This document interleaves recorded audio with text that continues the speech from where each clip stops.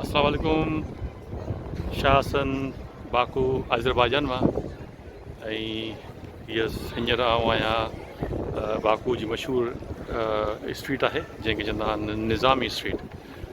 सो अॼु जो दौरो तव्हांखे निज़ामी स्ट्रीट के बारे में ॾेखारींदासीं त हिते छा छा आहे ऐं कहिड़ी कहिड़ियूं शयूं तव्हांखे मां ॾेखारे सघां थो हिते। छो तव्हां हिते नओं आयो आहियां, ॾिसूं था त कोशिशि कयूं था त तव्हांखे हिते जे बारे में जेका पूरी इंफॉर्मेशन मिले थी पई ऐं तव्हांखे ॾेखारियां थो पियो।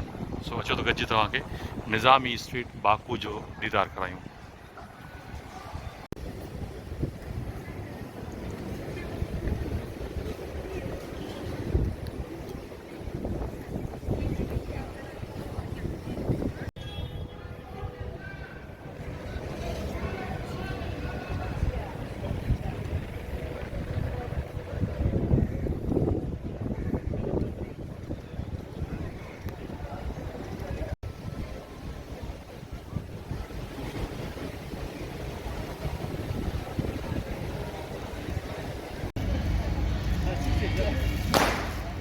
तो दोस्तों निज़ामी स्ट्रीट हींअर ॾींहं जो एॾो ख़ासि रश कोन्हे हिते, बाक़ी राति जो ॾाढो मज़ो हिते ईंदो आहे। लाइटिंग वाइटिंग रोशनियूं माण्हू जीअं इस्तक़लाल स्ट्रीट आहे इन वांगुरु ही थोरो आहे।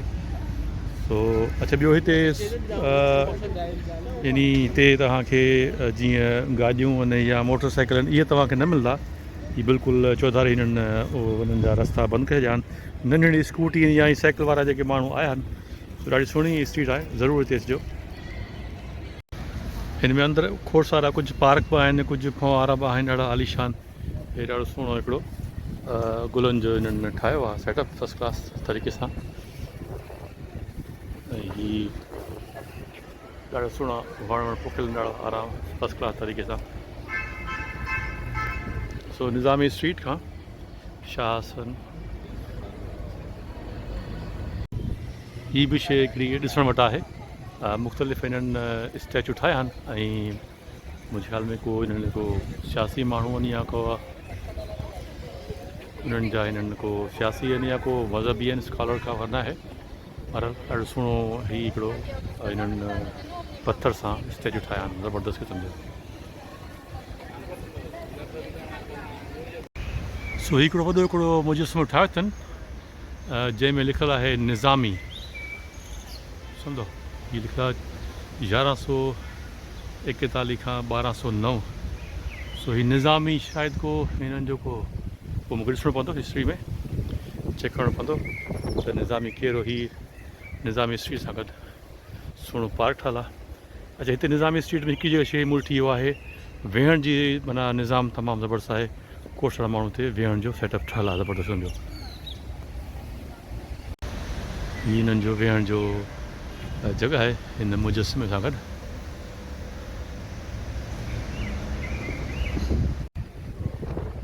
सो ही निज़ामी स्ट्रीट जो म्यूज़ियम आहे अंदरि को, उनजे ॿाहिरां खां ही स्टैचू ठहियलु मुख़्तलिफ़ माण्हुनि जा। अच्छा, हिकिड़ी शइ तव्हांखे ॿुधाईंदो हलां, निज़ामी स्ट्रीट जेका आहे उनजे भरिसां खोड़ सारियूं स्ट्रीट्स आहिनि, बाज़ारूं आहिनि, पर जेका निज़ामी स्ट्रीट जी जेका निशानी आहे उहो हिन जो हीअ जेको फर्श तव्हां ॾिसो पिया हिकिड़े सोढ़े जोमेट्रिकल डिज़ाइन सां आहे। निज़ामी स्ट्रीट जी इहा निशानी अथव। इहा हिकु नंढी इंफॉर्मेशन तव्हांखे ॾियां थो ऐं ॿी बि अॻिते तव्हांखे ॿी बि इंफॉर्मेशन ॾियां थो पियो। सो दोस्तो हिकिड़ी ॿी तव्हांखे इंफॉर्मेशन ॾींदो हलां। अगरि तव्हां बाकू घुमणु अचो था पिया त तव्हां पंहिंजी जेका रहाइश आहे उहा हिन निज़ामी स्ट्रीट जे भरिसां रखो। हिते तव्हांखे सस्ती रहाइश मिली वेंदी ऐं थोरनि पैसनि में तव्हांखे जेके गेस्ट हाउस हूंदा आहिनि या कंहिंजा फ्लैट अपार्टमेंट हूंदा आहिनि, सो उहे बि तव्हांखे हिते मिली सघनि था सस्ते प्राइज़ में, ठीकु आहे। ऐं ॿियो गॾु हिते मूं तव्हांखे शायदि मुंहिंजी तव्हां वीडियो न ॾिठी आहे, जंहिंमें उहो पाकिस्तानी रेस्टोरेंट बि आहे हिते, जंहिंमें सस्ती मानी तव्हांखे हिते मिली सघे थी। ऐं हिन इलाइक़े सां खोड़ सारा यानी ॿिया बि यानी घुमण जा स्पॉट आहिनि इन निज़ामी स्ट्रीट सां। सो पंहिंजी जेका रहाइश हिते रखो निज़ामी स्ट्रीट जे भरिसां, तव्हांखे वारे में अची वेंदी ऐं गॾोगॾु तव्हां हिते घुमण जा मज़ा बि तव्हां वठी सघो था, जिते किथे तव्हां वञी सघो था। सो हीअ नंढो इंफॉर्मेशन हुई। सो हीअ नंढी सी मूं तव्हांखे वीडियो ठाहे ॾिनी आहे निज़ामी स्ट्रीट जी, उमेद थो कयां तव्हांखे पसंदि ईंदी। पंहिंजी दुआ में यादि कजो। शाह सन बाकू आइज़रबाइजान मां। सो अला भाई।